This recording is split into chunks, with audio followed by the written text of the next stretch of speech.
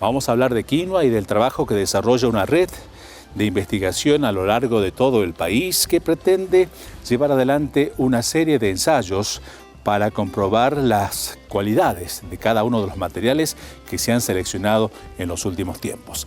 Hemos dialogado al respecto con el ingeniero Darío Castro de la Estación Experimental Abra Pampa. Quizás hay mucha gente que no está viendo y no conoce bien el ciclo del cultivo y tampoco conoce bien quizás dónde se puede producir este cultivo. Desde ya sabemos que por la difusión que hay por distintos medios, hay variedades que tienen un 13% de proteína hasta un 18% de proteína. Pero no es nada que tengan ese porcentaje, sino lo bueno de este cultivo es que los aminoácidos que contienen esta proteína tienen azufre, entonces son de muy buena calidad. Es por eso que se ha tratado de incentivar el cultivo de esta quenopodiaceae, que en realidad generalmente tenemos la idea de que se puede cultivar solamente en lugares de 3.000, 3.500 metros hasta 4.000 metros de altura, pero ahora también tenemos nuevos mejoramientos que se pueden hacer hasta el nivel del mar. Entonces, para que veamos, ¿no?, la plasticidad genética que tiene este cultivo y que se puede producir en distintos niveles, pero con las precauciones de que a medida que vamos bajando, ¿no es cierto?, o sea, vamos a 600, a 900 metros del nivel del mar, y a medida de que van aumentando las precipitaciones, por ahí hay enfermedades que la atacan y son muy difíciles de controlar, ¿no? Seguramente esta plasticidad a la que hace referencia habla muy bien del cultivo, de la nobleza y de la rusticidad del cultivo. Así es por eso que hay una red nacional de quinoa, que yo voy a explicar el doctor Luis Erazú. En realidad la idea es de que se vaya haciendo los ensayos en distintas experimentales, pero el material genético se va haciendo o se va multiplicando y probando acá en nuestra estación experimental INTA Abra Pampa, y luego se van probando en diferentes ambientes para ver la respuesta de este material seleccionado para que el productor tenga esa información. Entonces, la tarea nuestra es justamente, después de haber probado ya más de 80 genotipos, hemos seleccionado 34, la mayoría eran material que viene del Banco de Germoplasma del INTA de Salta, y también de algunos productores de la zona que se acercaron con su material para que nosotros lo podamos hacer un manejo adecuado, como para que vean ellos hasta dónde tiene ese potencial genético en cuanto al rendimiento, ¿no? Entonces, hablar de requerimientos sería un tanto particular para cada zona y, evidentemente, las técnicas de manejo también deben ser adecuadas a cada zona. Es así, acá en la zona de los valles templados, por ejemplo, la zona de los Pericos, donde tenemos una precipitación de 600 milímetros y estamos a 900 metros, hay algunas variedades que se han ensayado en Abra Pampa, andan muy bien, con un rendimiento bastante interesante. Es más, en la zona de Monterrico hay una planta procesadora de un privado que se encarga incluso hoy de hacer el procesamiento, ya sea la limpieza, la separación de la saponina del grano de la quinoa, de productores de la puna, de algunos de los valles templados de Jujuy y también de Salta, ¿no?, de zona de Salta, que vienen y le traen para procesarla, porque si la consumís directamente de cosechada, ese alcaloide que tiene un sabor amargo, ¿no es cierto?, que está en el pericarpio de la semilla y que no le permite muchas veces, no se lo puede consumir. Entonces también tiene una función importante porque son antipájaros, mientras más amargas son, menos apetecibles por estas plagas, ¿no?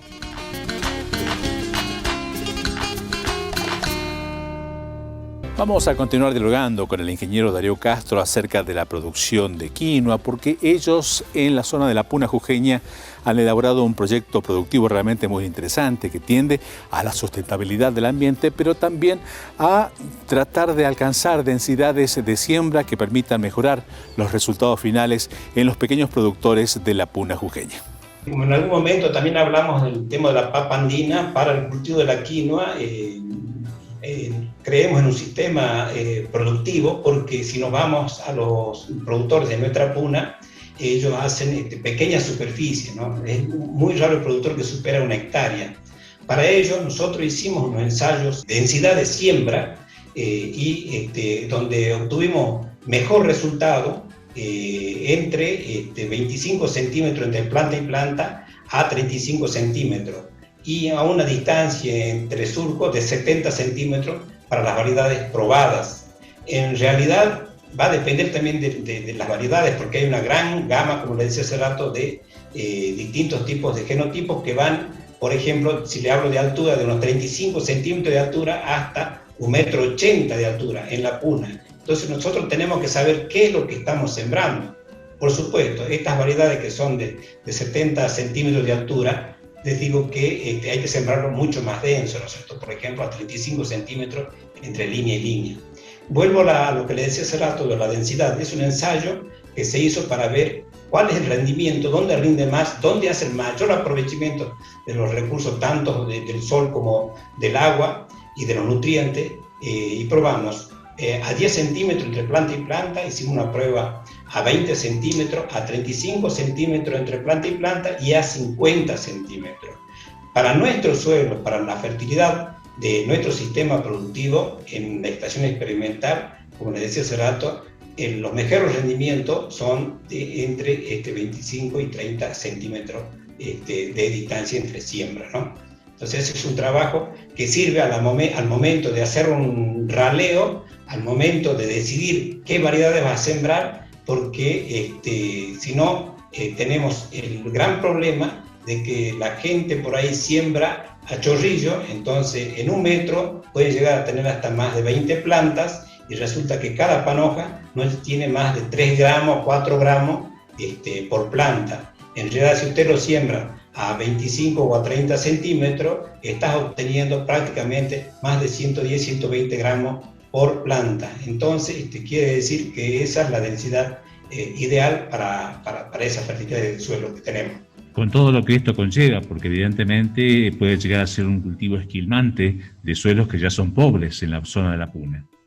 Así es, por eso yo no me voy a cansar de reiterar de la rotación de los cultivos, que para nosotros es hacer papa un año, al año siguiente hacer pastura, porque el 90% de los productores de la puna tienen animales, entonces, y tienen un bache forrajero bastante pronunciado y tienen que bajar, no sé, hacer 400 kilómetros para comprar un fardo de alfalfa, 2 o 3. Entonces, por ahí, esto es interesante, ya que entonces hay años que ellos puedan conservar ese forraje, cortarlo, enificarlo, que también ya hicimos ensayos de algunos pastos que se los puede ensilar en altura. Entonces, guardan para épocas que no tienen forraje, ¿no? Y estábamos haciendo un margen bruto, analizando, y la verdad que cubre bastante bien los costos de flete, o sea, conviene hacer muchas veces las pasturas que no son del lugar, son introducidas, como por ejemplo el triticale, que tiene muy buena digestibilidad para el animal, generalmente son camelios de lo que hay, y además, como les digo, se puede conservar hasta 3 años, también en mini silos, ¿no? En pequeñas bolsas, que se lo puede fabricar el mismo productor. Y para picarlo, pica con una máquina chipeadora de palo, que acá abajo, ¿no es cierto? O sea, en la zona de los pericos, es común encontrar en cualquier lugar este tipo de máquina que son a explosión, ¿no? Entonces se lo pica y se lo pone en esas bolsas y se fermenta y se conserva para épocas desfavorables, de muy buena calidad. Seguramente el hecho de incorporar el rastrojo de cada cultivo, ingeniero, puede favorecer la mejora no solamente de la estructura física del suelo, sino también mejorar la materia orgánica de esos suelos que son muy pobres en la puna. Sí, como le estaba diciendo, los suelos son generalmente 0,4, 0,5 de materia orgánica, un porcentaje muy bajo en realidad. Por eso la importancia de no hacerlo consumir hasta el cuello de la planta, sino por sobre el nivel de 10-12 centímetros, porque esta gramínea generalmente la consociamos con vicia, de tal manera de que todo el sistema radicular y la parte aérea que queda esos 10-12 centímetros no permitan de que la exposición directa a la amplitud térmica, que es tan grande en la puna, de que puedan, digamos, matar de alguna manera todos esos microorganismos que son los responsables de descomponer esa materia orgánica para poner disponible los nutrientes para el cultivo, ¿no? Es eso de que por ahí el productor tiene que aprender a manejarlo, ¿no?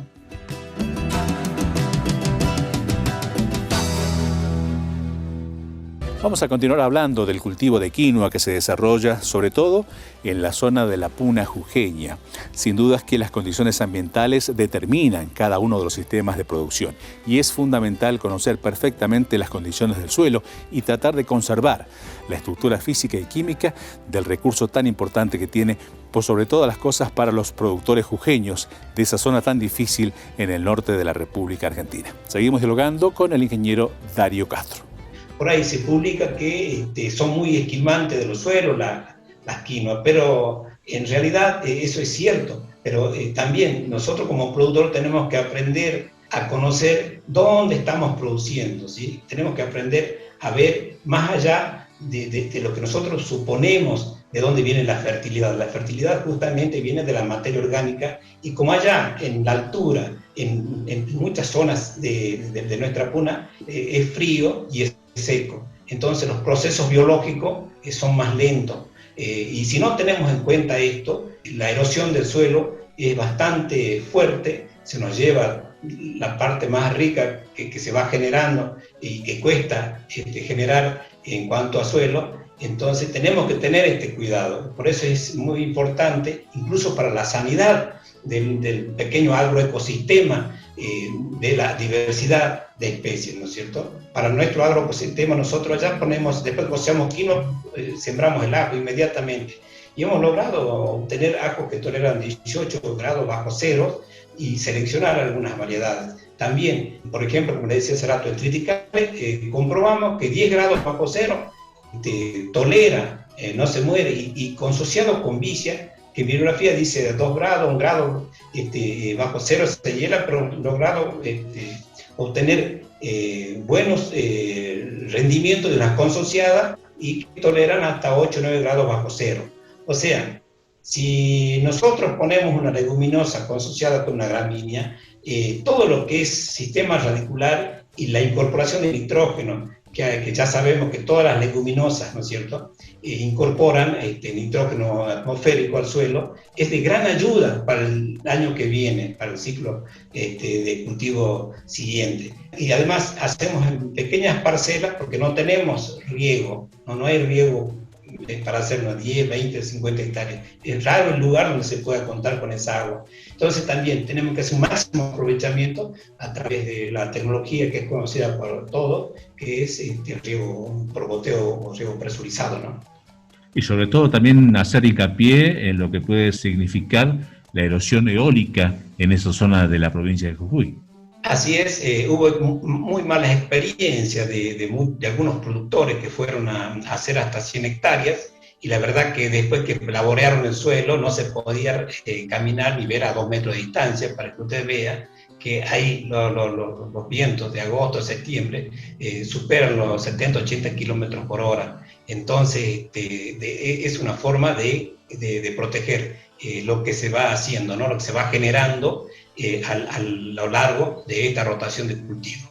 Hay una cosa que es muy importante, ingeniero, y usted lo mencionó hace un momento, que son los microorganismos del suelo, que sin dudas van a favorecer los resultados finales en cada uno de los cultivos.